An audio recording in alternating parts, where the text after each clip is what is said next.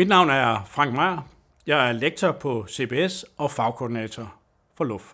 Jeg vil i dag tale om konflikthåndtering, og særligt ud fra artiklen Too Hot to Handle af Amy Edmondson og Diana Smith. Der er nok ikke nogen tvivl om, at konflikter og konflikthåndtering hører til nogle af de mest drænende opgaver for ledere. Man opdeler ofte konflikter i opgavekonflikter og relationelle konflikter. Og så antager man, at opgavekonflikter kan løses ved rekurs til kendsgerninger og logik, hvorimod relationelle konflikter bliver til følelsesmæssige konfrontationer og angreb. Så simpelt er det nok ikke.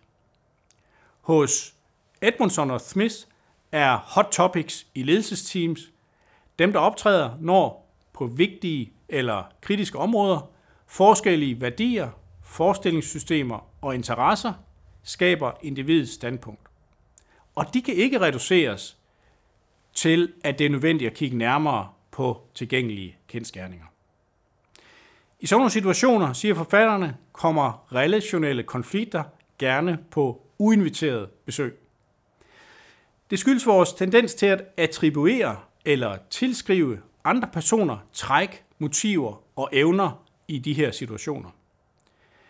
Så vi er altså uenige, os to, men du er forresten også altid indifferent over for andres behov.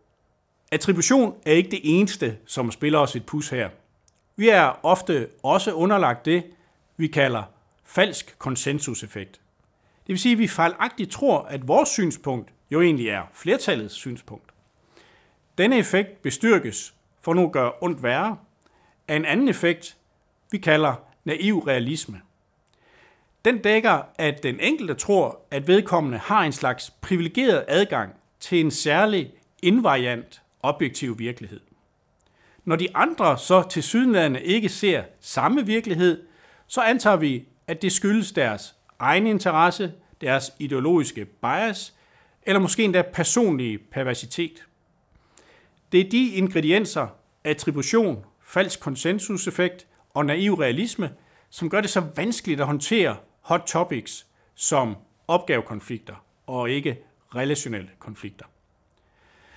Hvis man som leder gerne vil håndtere de her rodede konflikter med både opgaver og relationelle dimensioner, er tavshed ikke en strategi. Men hvad skal man så gøre? Lad os tale lidt om, hvad der sker under samtaler eller konflikter vedrørende hot topics. For det første sker der det, at folk begynder at gentage de samme udsagn hele tiden. Når det sker, vil deltagerne have en tendens til at tilskrive konflikten personlige årsager, altså modpartens bias, illegitime motiver osv. Her kommer endnu en kognitiv effekt ind, den vi kalder den fundamentale attributionsfejl. Den siger, at når vi forklarer adfærd, så har vi en tendens til at tilskrive den personlige træk og egenskaber, frem for at kigge på de situationelle faktorer. Tænk på udtrykket, at nogen spiller Rasmus modsat, altså gerne vil tage et modsat synspunkt, uanset hvad kendsgerningerne tilsiger. De her mekanismer, som øger den personlige dimension af konflikter, de genererer følelser.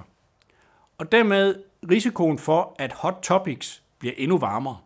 Vi taler her om, at deltagernes hot systems dominerer deres cool systems, altså at det emotionelle, hurtige og følelsesmæssige dominerer det analytiske, komplekse og langsomme.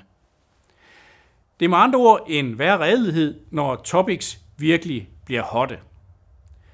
Artiklen peger på 3 praksiser, som ledelsesteam kan lære for at styre bedre igennem konflikter. For det første at blive bedre til at være opmærksom på og reflektere over, hvilke tanker og følelser, der tager ens egen evne til at resonere som gidsel. Altså som låser en i det hurtige varmesystem, for eksempel fordi man er i gang med den fundamentale attributionsfejl, eller er faldet for den falske konsensus.